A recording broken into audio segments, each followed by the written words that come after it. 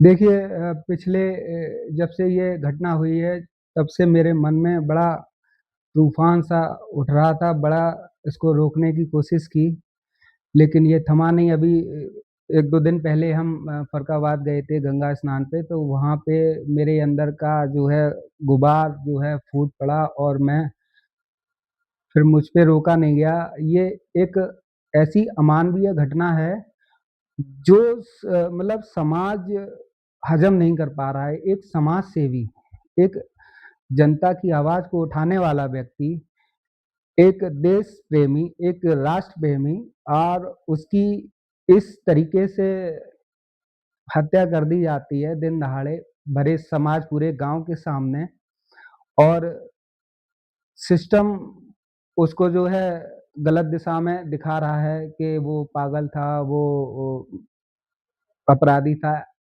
ये मैसेज गलत दे रहे हैं वहाँ के सिस्टम वाले लोग। बिहार शुरू से ही जब से मुझे जहाँ तक याद है मैं जानता हूँ बिहार को, तब से बिहार की छवि बड़ी खराब है अपराध के मामले में। वहाँ के सिस्टम बड़े ढीले हैं और इसमें सिस्टम को जो लोग सुधारने की कोशिश करते हैं, उनका यही अंजाम होता है। सिस्टम के खिलाफ लड़ने का मतलब मौत है।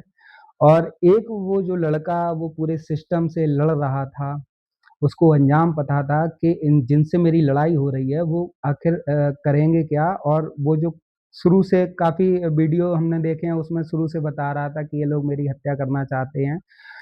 फिर भी वो कुछ लोग जो हैं उनके पीछे पड़े थे और समाज भी नहीं साथ दिया। वो काफ़ी वक़्त उसके मरने के बाद में जो समाज में उबाल आया, जो देश में उबाल आया, उससे क्या फ़ायदा। अभी 2-4 महीने बाद सब शांत हो जाएगा।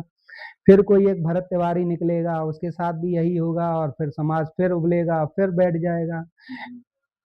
ऐसा ये देश की मट्टी है, यहाँ पे वीर पैदा होते रहे हैं और होते रहेंगे। हम उस माँ को नमन करते हैं जिसकी कोख से ऐसे वीर पैदा होते हैं और ये वीर पुरुष ही देश को सँभाले हुए हैं, देश की पहचान बनाए हुए हैं।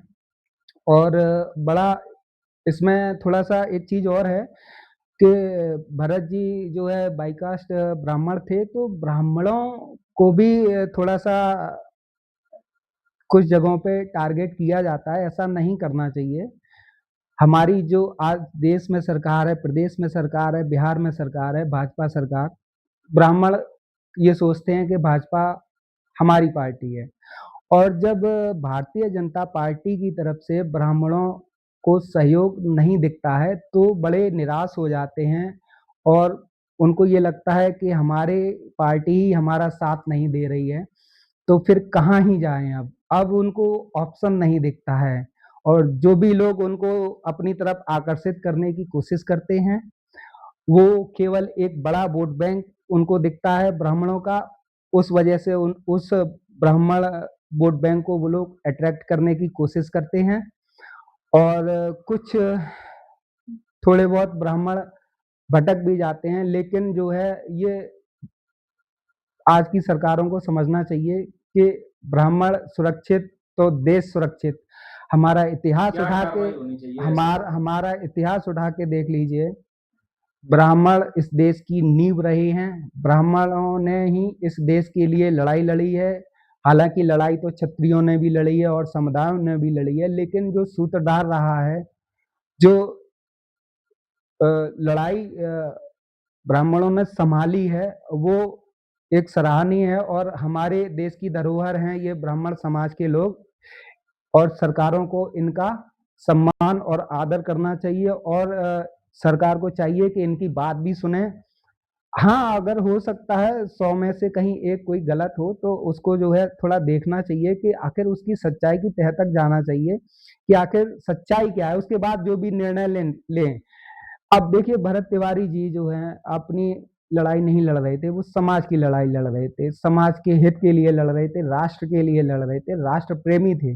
अब उनके संग ऐसी घटना हुई है, तो ये एक अमानवीय घटना है और मैं इसका पूर्ण रूप से विरोध करता हूँ और जब तक इसमें जो है निष्कर्ष नहीं निकल आता है, तब तक मैं अपनी बात खत्म नहीं करूँगा और ना ही ये लड़ाई मैं रुकने दूँगा।